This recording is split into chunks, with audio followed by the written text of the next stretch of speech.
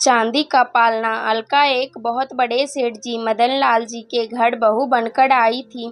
सेठ जी के दो बेटे थे। बड़ा बेटा सुनील जिसकी शादी हो चुकी थी, छोटा बेटा मोहित जिसके लिए अलका को पसंद किया गया था।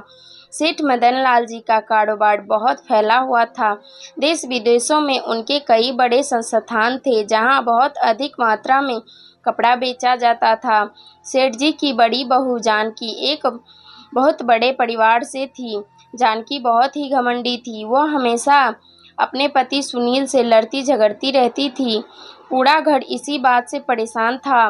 धन दौलत नौकर चाकर सब होते हुए भी शांति नहीं थी। सेठ मदन लाल जी का छोटा बेटा मोहित विदेश से पढ़ाई करके आया था।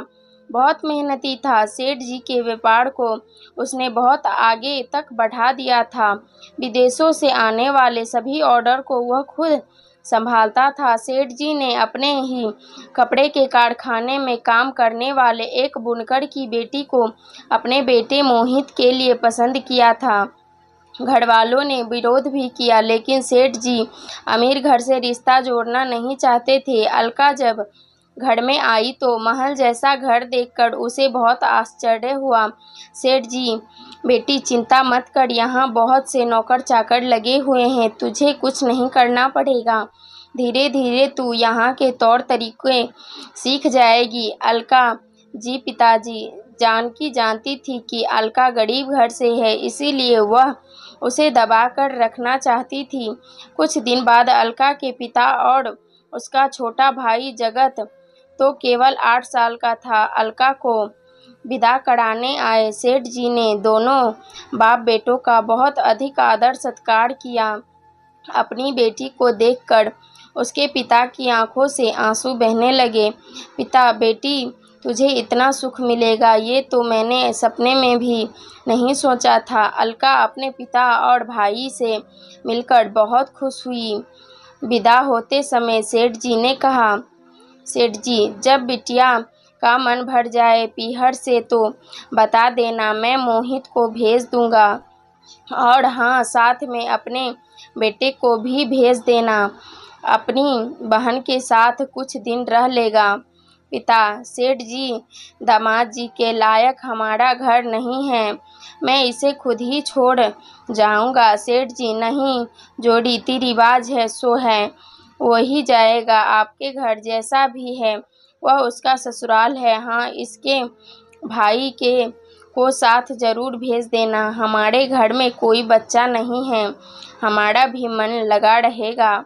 उसके बाद सेठ जी अपनी गाड़ी से तीनों को भेज देते हैं। घर आकर अलका सारी बात बताती है। उसकी बातें सुनकर अलका की माँ रोने लगती है। माँ, बेटी हमारी औकात नहीं थी तेरे लिए ऐसा घर ढूंढने की, ये तो सेठ जी की मेहरबानी है, हमेशा सबकी सेवा करती रहना। कुछ दिन बाद अलका को लेने मोहित आता है। वह अपने साथ जगत को भी ले जाते हैं।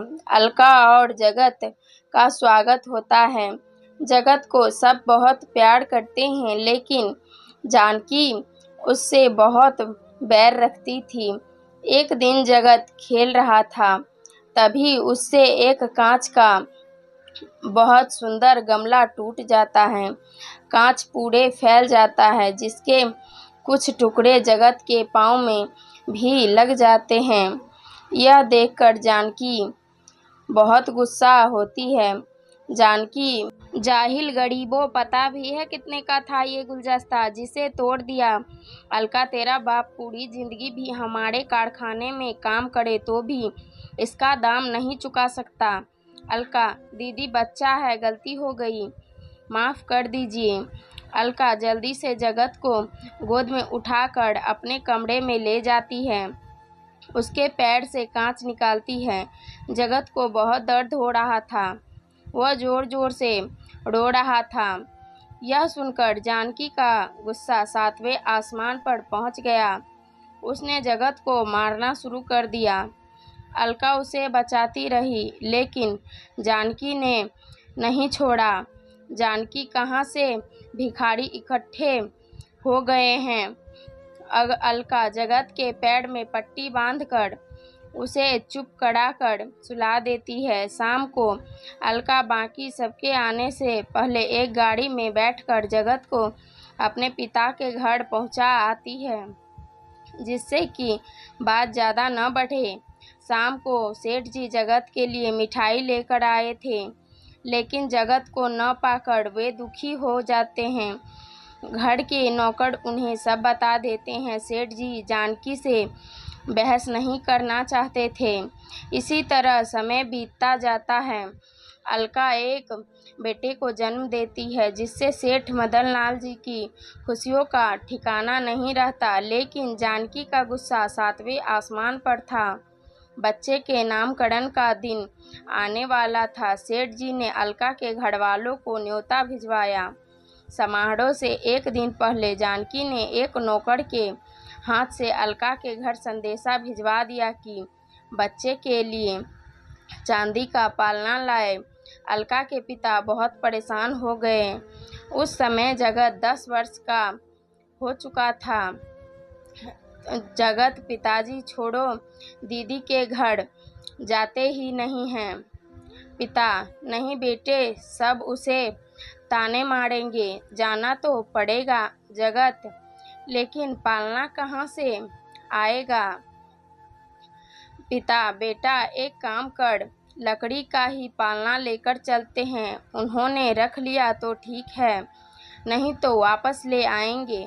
दोनों बाप बेटे बहुत से उपहार लेकर समारोह में पहुंच जाते हैं। सेठ जी और उनके दोनों बेटे उनका बहुत स्वागत करते हैं। जिस समय बच्चे का नामकरण होना था, उस समय बच्चे को पालने में लिटाना था। चांदी का पालना न देखकर जानकी बहुत गुस्सा हो गई। जानकी, तुम्हें यही लकड़ी का पालना मिला था हमारे कुलदीपक के लिए। मैंने कहा था चांदी का पालना लाना है। यह सुनकर अलका के पिता बहुत दुखी होते हैं। पिता, बेटी, हमने जो बन पड़ा वो ले आए, हमें माफ़ कर दो। सेठ जी, समधी जी, आप क्यों माफ़ी मांग रहे हैं? जानकी, तुम्हें जो कुछ कहना है मुझसे कहो। वे बेचारे कहाँ से लाते चांदी का पालना, और तुमने इनसे कहा ही क्यों पालना लाने के लिए? अलका पूजा के स्थान पर बैठी अपने पिता और भाई की बेइज्जती देखकर रो रही थी।